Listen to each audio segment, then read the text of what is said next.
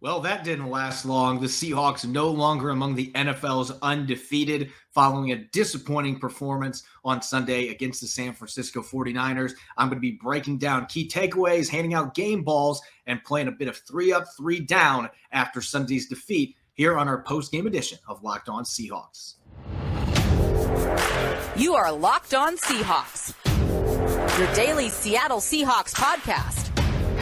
Part of the Locked On Podcast Network, your team every day.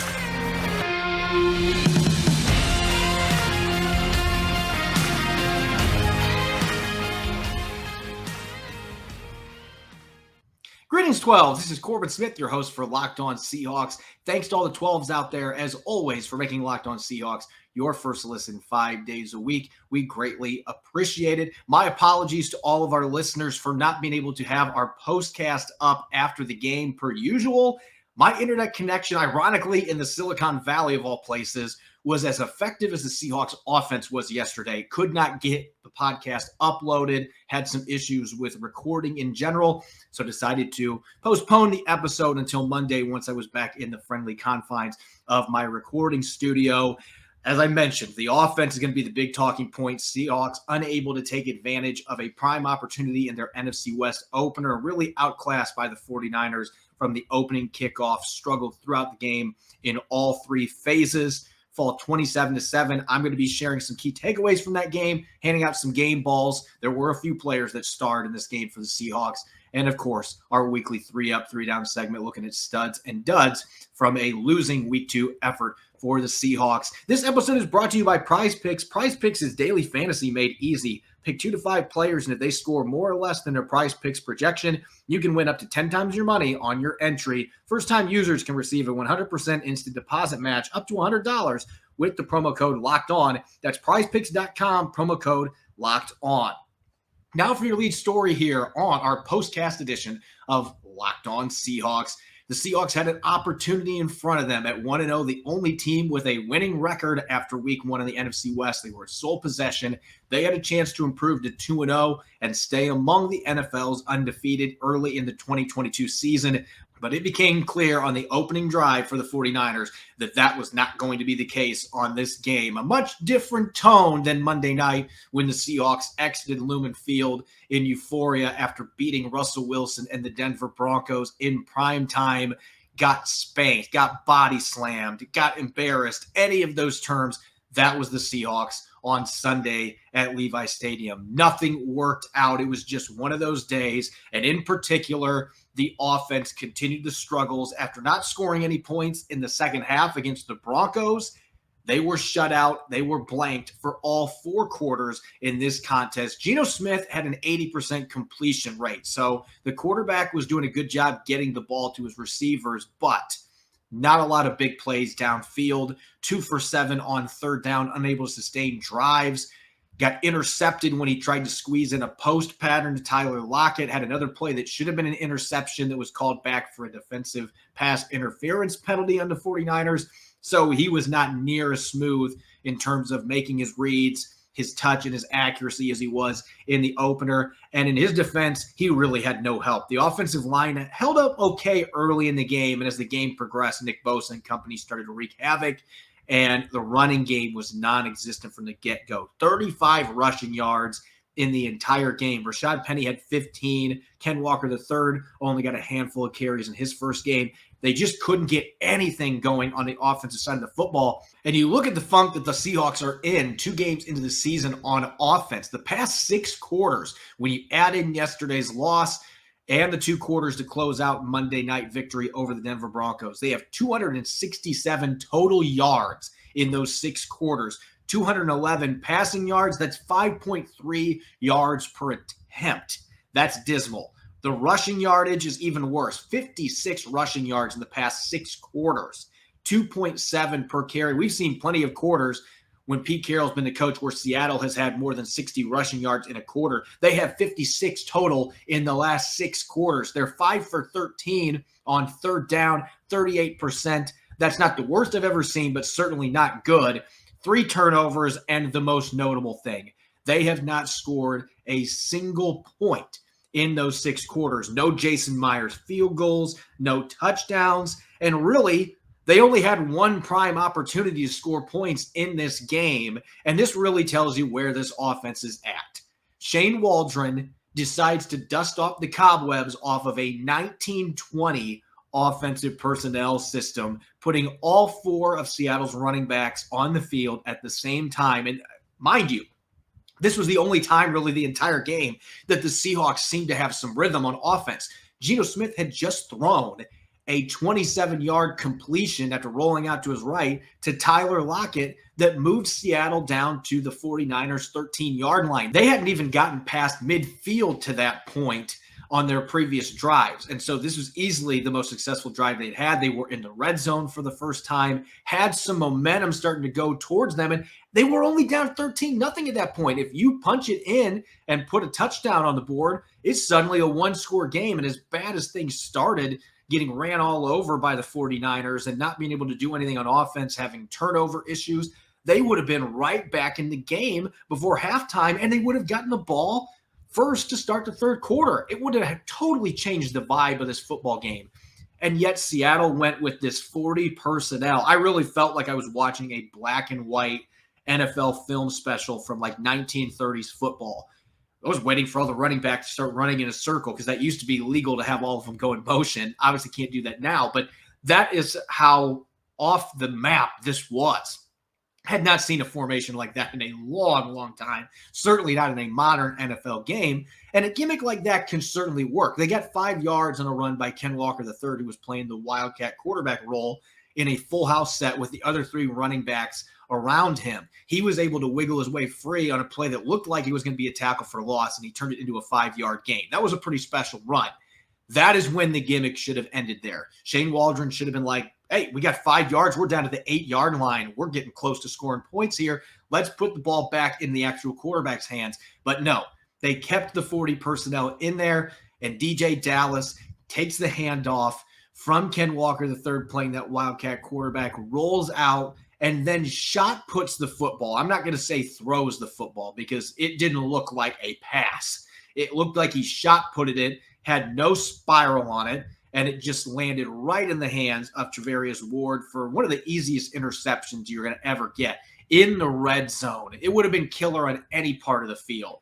But to have that play called and executed that way inside the opponent's 10-yard line when you're down 13-0, that was a killer turnover that the Seahawks simply did not recover from. They had momentum there. The ball was being moved, had their biggest pass play the entire day. It felt like they finally were getting into a rhythm, and then the coaching staff decides, let's put in this gimmicky trick play, and let's do it not once but twice. Put their hands in the gimmick jar one too many times. The 49ers made them pay for it. Pete Carroll said after the game he wishes he would have called timeout. He certainly should have, but that really was the play that defined how this game went for the Seahawks. It really felt like you were watching a dysfunctional 3-ring circus with the way that offense, defense, and special teams was playing for most of the game. On offense, they couldn't sustain drives, and the one drive that they did sustain ends on a play like that with one of your backup running backs throwing an interception on a play that never should have been ran in an NFL game. On defense, you can't tackle consistently. Run fits are still off. Going back to that first game against the Broncos, huge running lanes for the 49ers to take advantage of.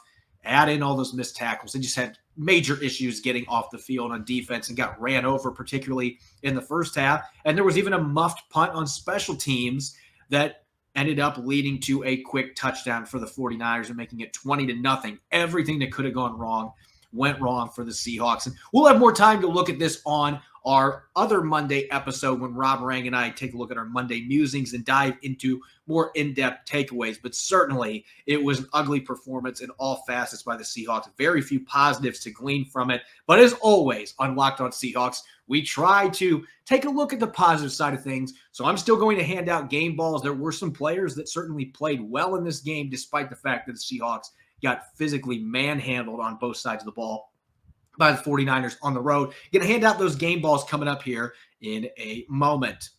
As a diehard fantasy player, I'm rolling with Aaron Rodgers to throw 4 touchdowns, Derrick Henry to post 125 rushing yards, and Devontae Adams to reel in 10 receptions in Week 3. Those might seem like bold leaps, but with Prize Picks, it's easy to play daily fantasy and put those entries to the test. Pick 2 to 5 players, and if they score more or less than their Prize Picks projection, you can win up to 10 times your money on any entry. No competing against other people. It's just you versus the projections available. Prize Picks offers projections on any sport that you watch, whether it's NFL, NBA, MLB, college football, men's college basketball, or even disc golf. They've got you covered. Entries can be made in 60 seconds or less. It's safe with fast withdrawals and is currently operational in over 30 states as well as Canada. Download the Prize Picks app or go to prizepicks.com to sign up and play daily fantasy sports. First-time users can receive a 100% instant deposit match up to $100 with the promo code Locked On. If you deposit $100, Prize Picks will give you $100. If you deposit $50, Prize Picks will give you $50. Don't forget to enter the promo code Locked On at sign up for an instant deposit match up to $100. You're listening to the post-game special here on Locked On Seahawks. I'm your host, Corbin Smith. Thanks, as always, to all the 12s out there for making Locked On Seahawks your first listen 5 days a week. We greatly appreciate it. Really difficult loss in Week 2 for the Seahawks. There's no other way to describe it. Struggled on all phases. Turnovers left and right. Struggles with penalties, missed tackles, botched opportunities, trick plays gone awry. You name it, everything that goes into the recipe for a disaster in the NFL, the Seahawks put it on display in Levi Stadium. And certainly a game that felt like it was worse than 27-7, the final score indicated. Felt like they were down 40 in the first half, even though it was only a 20-0 halftime deficit. Not a lot of positives to glean for the Seahawks. With that being said, there were several players that had big games for the Seahawks. So let's get to our game balls. Starting on the offensive side of the football, he's been one of the constant for the Seahawks for the last 7 years. Tyler Lockett had a pretty quiet season opener against the Broncos. He bounced back. The only player really on offense that I felt had a great game, even in defeat. 9 receptions, 107 yards. He had the biggest catch in the day. I mentioned that 27-yard catch in the middle of the field on a crosser after Geno Smith escaped the pocket, rolled out, and found him downfield in the red zone. He was the reliable security blanket for Geno Smith. Unfortunately, those efforts did not lead to any points. Again, they took the ball out of Geno Smith's hand and didn't run a conventional play. They brought in that 4 running back personnel right after that big play when they had a sliver of momentum on their sideline, and immediately DJ Dallas threw it away. And I'm not blaming the player necessarily on that. The play call was not a good one. In the rain, asking a backup running back to throw the ball in the red zone, it just simply did not work out. And it was predictable that the outcome was going to end up being the way that it was. So they couldn't take advantage. But Lockett certainly had a great game, showed off his route running savvy, was getting open consistently. One play that Geno Smith tried to squeeze it into him and it led to an interception. That wasn't his fault. He ran a good route and he was somewhat open there, but the throw was a little behind him.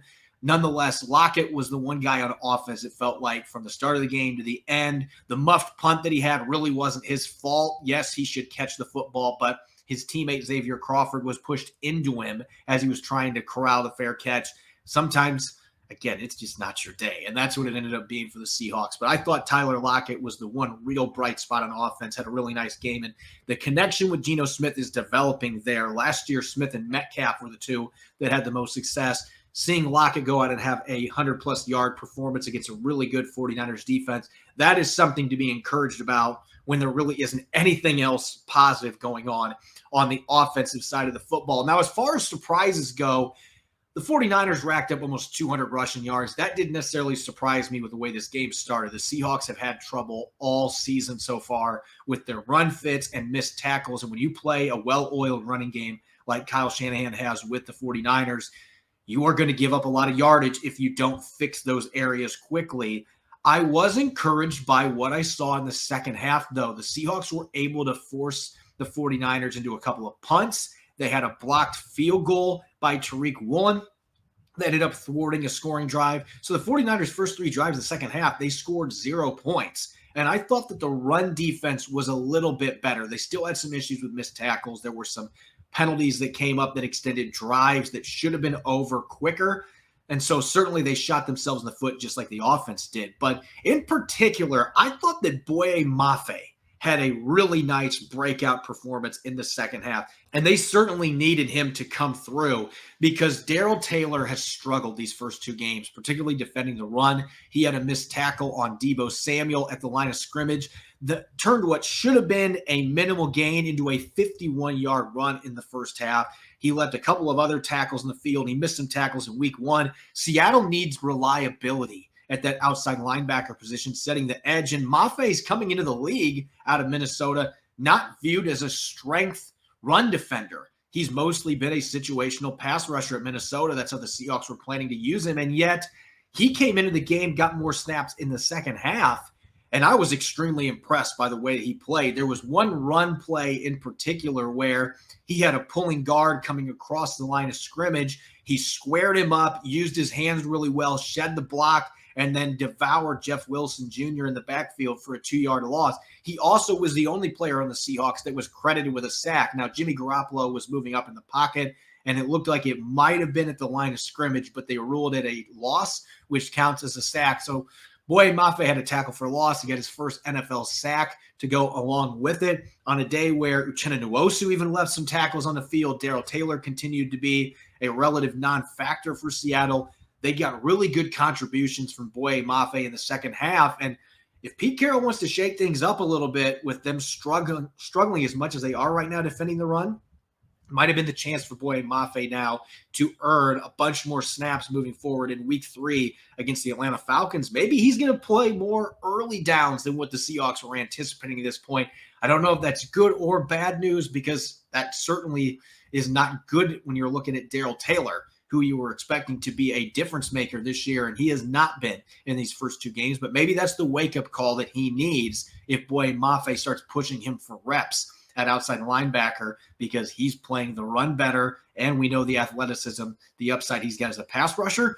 See what he's got. But I thought he was a real nice bright spot for the Seahawks on defense in the second half with a tackle for loss, a sack, was playing with the high motor you expect, and better technique against the run than I was anticipating. So if they can get that more consistently from him, he is going to start eating into those snaps for Daryl Taylor if Taylor does not step his game up. It's that simple. So I thought he, on a day where a lot of the defense really struggled, I thought Boye Mafe was one of the few bright spots. So he gets the game ball on defense. And on special teams, this one is really easy for me. Tariq Woolley with the highlight play of the game for the Seattle Seahawks.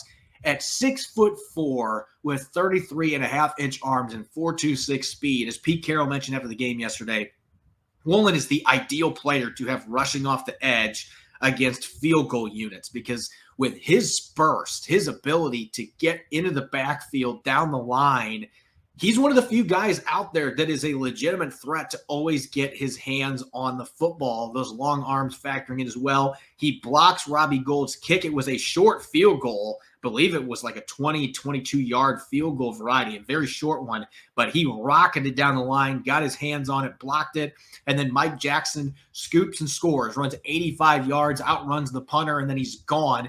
Jackson certainly could have been considered here, but that doesn't happen without the actual block taking place, and Woolen has been close a couple times in practice as well as the preseason. So it felt like it was one of those situations where it was only a matter of time till the rookie was going to make his presence felt on special teams. Sure enough, he did. And that touchdown made it 20-7 with under 5 minutes to play in the third quarter. It still felt like the window was open for the Seahawks to maybe get back into this game. They were only down 2 scores, but with the way the offense was playing yesterday, it just wasn't the cards. 13 points felt like 50 with the way the offense was moving the ball or not moving the football through the air or on the ground.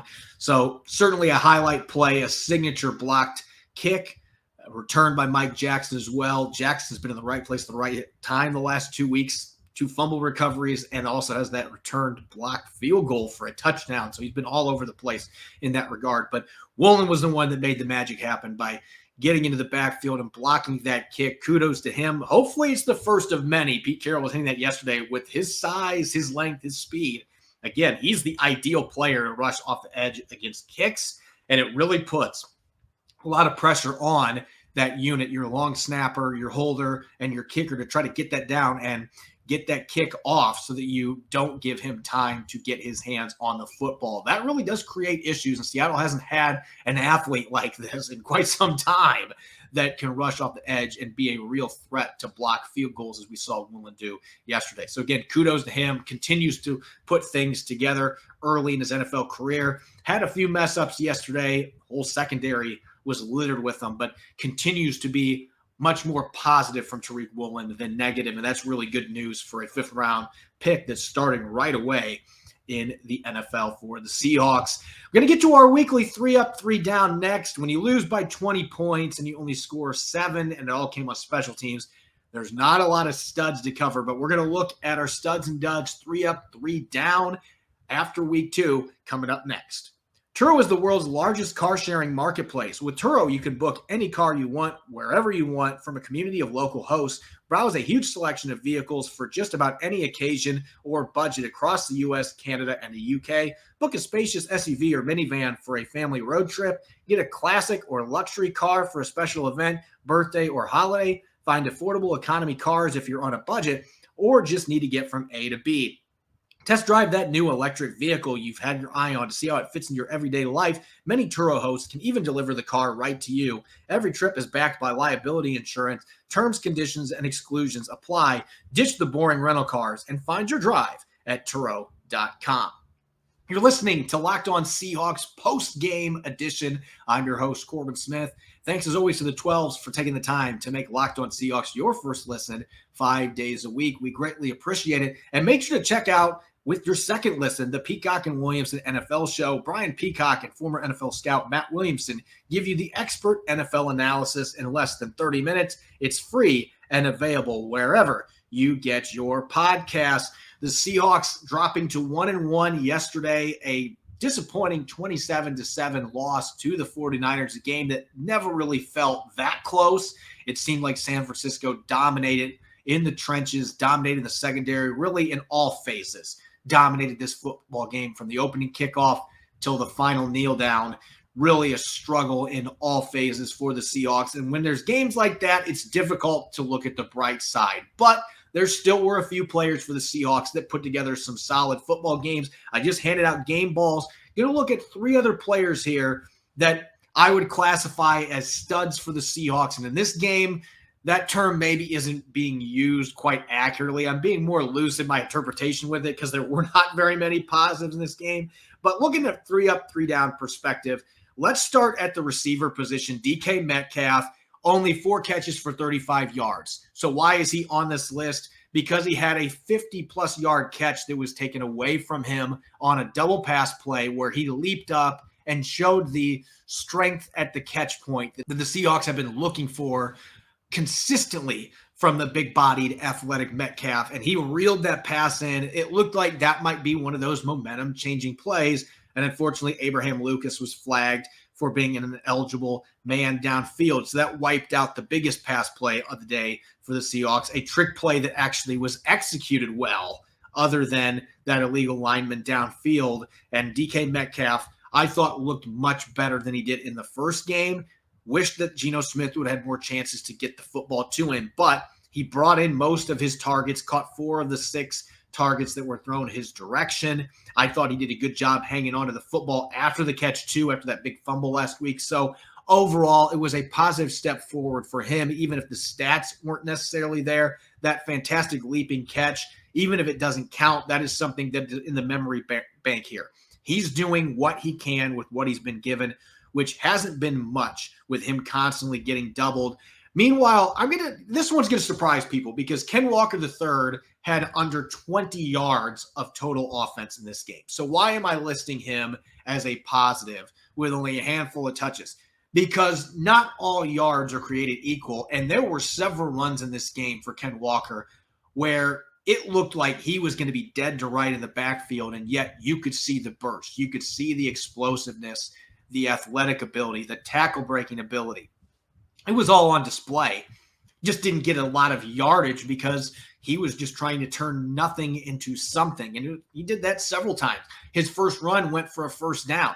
That first play in 40 personnel, he picked up 5 yards. It looked like the 49ers had that immediately snuffed out, and yet he was able to make a defender miss, rock it to the outside, and then juked another defender out. Suddenly he's got a 5-yard gain on a play that looked like it was going to be a 2-yard loss. So even though the stats aren't there, the film shows why the Seahawks are excited about Ken Walker III. They've just got to give support for their running backs. The offensive line's not doing the job up front. They're not opening up seams for their backs to work with. And the Seahawks are not sustaining drives enough to get the carry totals they're looking for their running backs. There's no way Pete Carroll can be happy about that in the first 2 games. They just have not been able to establish their running game and really consistently extend drives so that they can keep running the football and wear down the other team. That's what the 49ers were able to do yesterday. So Ken Walker III's numbers are not impressive yesterday. But if you watch the yards he did create with his limited opportunities, I thought that you saw a lot of those physical tools that the Seahawks are fired up about and what he could be for this offense if there's some support there, if they're able to get some passing game downfield to complement that run game. There's a lot of different things that need to be cleaned up on offense, but you can see the talent from Ken Walker III, which is why he makes this list. Now, on the defensive side of the football, Al Woods has been one consistent bright spot for the Seahawks the last 2 years when really they haven't won a lot of football games. And Big Al continues to get the job done in the trenches. And it's hard to mention a defensive lineman as a plus for the Seahawks right now in the interior because the first 2 games, they've been absolutely ransacked with the run game. They've been blown up. There's been huge creases. The gap fits have not been there. Several of their linemen are getting blown off the ball. Their linebackers are not getting off of blocks. They're missing tackles. So it's been really challenging to give many compliments to that group up front. And yet Al Woods has been the one player that has continued to play at a high level. He had one play in yesterday's game where the 49ers didn't even attempt to block him, which that seems like a really bad idea to let a 335, 340-pound freight train just barrel into the backfield. And, of course, gets a 4-yard tackle for loss on that play. He finished the afternoon with 3 tackles for loss. He also had a pass deflection at the line of scrimmage. So he's getting involved in the passing game when he can as well. Not a guy that's going to get a bunch of sacks or quarterback hits, but he certainly can be a factor collapsing the pocket, getting his big paws up, swatting the football down. He had 3 of those last year, a career high. So he continues. He's like fine wine. He continues to get better as he ages. And so I think you have to give him credit while also admitting that the rest of the interior defensive line, compared to expectations going in this season, has been pretty darn disappointing. Al Woods has been the exception to that. He's continuing to play at a high level. The rest of the group around him needs to elevate their game. But big number 99, proving he's worth the money the Seahawks paid him on a new 2-year contract at 35, continues to play at a very high level. Now on the flip side, I had a hard time finding positives on 3-up as far as finding 3 highlighted players that played well in this game among players that didn't get game balls. On the opposite end of the spectrum, 3 down, there were a few players that probably should be thanking their lucky stars they didn't end up in here because a lot of different names could have ended up on here. And I'm going to be picking on that 2020 draft class that I have been touting this offseason, believing that players like Jordan Brooks and Daryl Taylor were heading towards being stars going into their 3rd season. So far, that has not been the case. I'm going to start on the defensive side of the ball with that commentary. Jordan Brooks has racked up a lot of tackles the last 2 weeks, but it doesn't feel like last year where he had 184 tackles, a franchise record. It seems like he's making a lot of tackles several yards downfield. He's not making the impact plays near the line of scrimmage that we saw last year. Quite frankly, he does not look comfortable to me right now in this 3-4 defense, and he's not going to say that publicly. He's not going to say that in press conferences. But he isn't playing with the decisiveness and the aggressiveness that you expect to see from number 56. And that is allowing linemen to get up to the second level and get locked on him. There were several plays yesterday where he had linemen flying up to the second level on him. You could say maybe the defensive line's got to do a better job of making sure that those guys don't get to the second level. But Jordan Brooks also has to be able to be alert, read his keys, and avoid those blockers and shed blocks. I have not seen him doing that. He's also missing more tackles than you would anticipate. There's been several times where he's had his hands wrapped up on ball carriers, and then they've slid out of his grasp. Normally, if he gets his hands on you, he finishes. So I don't know if he's playing with less confidence right now because he's trying to acclimate to this scheme or what's going on. But the numbers are misleading with Jordan Brooks. He's making a lot of tackles, but it doesn't feel like he's making the impact plays so far. The Seahawks absolutely need more from their new star linebacker in the middle that's taken the reins from Bobby Wagner. He's got to play at a higher level than this, and the rest of the defense is following his lead. So if he's struggling, it's going to be tougher for the rest of the team to pick up their games. 56, Jordan Brooks needs to play better than what they've gotten these first two games, particularly yesterday. Meanwhile, that second-round pick that was selected right behind him in that 2020 draft, Daryl Taylor, has been maybe the most disappointing player for the Seahawks in these first two games because he was lights out in training camp. This is a guy that was consistently making plays in the backfield. He was a game wrecker rushing off the edge. That has not really transitioned at all to these regular season games so far, though. And there have been a few flashy plays. He had 2 tackles for loss in yesterday's game. There was one of them where he clearly cheated gaps, and it was something that he might have gotten away with there, but there was a couple other times he tried to do that yesterday that the run ended up bouncing outside of him, and it went for a big gain. Those type of risks, that freelancing is not going to cut it. And he hasn't really been the impact player rushing the passer that I thought he was going to be either. He had a very quiet day yesterday rushing off the edge. It didn't surprise me that in the second half, given how poorly his tackling, his run defense has been going these first 2 weeks, how up and down his pass rushing has been, the Seahawks were looking for a spark. So, of course, they're going to let Boye Mafe get some reps. I thought Daryl Johnson played fairly well with a handful of snaps that he had playing outside linebacker.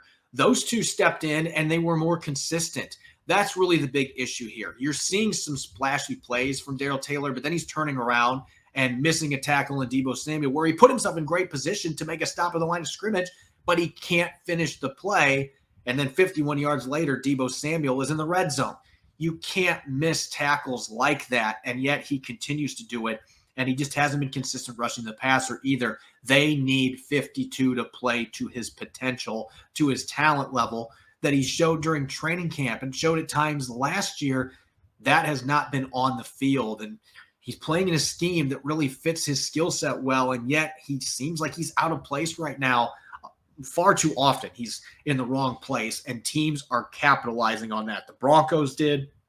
49ers certainly did yesterday. He is not doing a good enough job setting the edge, and he is not making the impact hunting quarterbacks that the Seahawks were counting on from him going to this season. So they need better. Last but not least, on the offensive line, Gabe Jackson is a player that I've made some certain comments about on this show in the past. I argued that Phil Haynes should have been competing against him for the right guard position going into this season, not just as a friendly gesture, a legitimate competition, because Gabe Jackson was okay last year, but he wasn't great. He certainly did not play like a guy that should be one of your 3 highest paid players, and yet that's what Gabe Jackson is. I thought yesterday was the worst game that he has had in a Seahawks uniform. It felt like every time that there was quick pressure on Geno Smith or that Rashad Penny or Ken Walker III was getting blown up in the backfield, almost every time you saw Gabe Jackson turn facing towards them because he had been beaten at the line of scrimmage. It was really difficult to watch because this is a player who for almost a decade with the Raiders was one of the best pass protecting guards in the NFL, and he was a solid run blocker, especially when he played in a man system where he was able to fire out of his stance and really bully people. But he's not getting the job done in either facet right now. He's not protecting well, gave up a number of pressures in that game. This is a really good 49ers defensive line. So you expect he's going to lose some battles, but he was getting whipped yesterday. There's no other way to say it.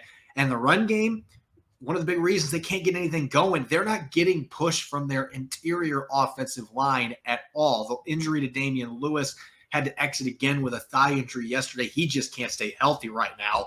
That certainly hurts things. Phil Haynes has not played quite as well as I thought he would, filling in for him at left guard. But the biggest problem has been in terms of expectations to actual performance. Gabe Jackson has not come close. With the contract the Seahawks gave him last year, he's supposed to be a top 5, top 10 guard. And right now, he's not even playing at replacement level. He has been atrocious in the first 2 games. They need more from 66. And the problem is, I don't know how much better he's going to get, because it seems like this might be a player that now, a couple years into his 30s, this might be a player whose game is declining at a rapid rate. It's going to be very difficult for him to rediscover his form. And we see offensive linemen do this in the league. Sometimes there are guys that have a rough year or two, and then they're able to rediscover it. But the Seahawks absolutely need him to do that. And they didn't have Jake Curhan available yesterday. He was deactivated. Damian Lewis is banged up. They didn't have any other options to throw in at guard to begin with, so they had to keep throwing him out there. But he's just not playing well right now, plain and simple. And that is a big problem for the Seahawks. If they want to get back to running the football at a high level to fuel this offense, and they want to protect Geno Smith, Gabe Jackson's not really factoring in either one of those areas right now. He isn't getting the job done as a run blocker, and he's certainly not getting the job done in pass protection. So he's got to step up, or they got to figure out somebody to step in for him, because the play yesterday was simply not acceptable at the right guard position. As always, you can follow me on Twitter at Corbin Smith NFL. Check out Locked On Seahawks on Apple Podcasts, Google Podcasts, and Spotify. We're streaming on YouTube 5 days a week as well. Coming up later on our second Monday episode, Rob Rang and I are going to dish out our Monday musings, some more in-depth takeaways on offense, defense, and special teams as we continue to break down a disappointing performance for the Seahawks in a 27-7 loss to the 49ers. You won't want to miss it. Thanks for listening in. Go Hawks.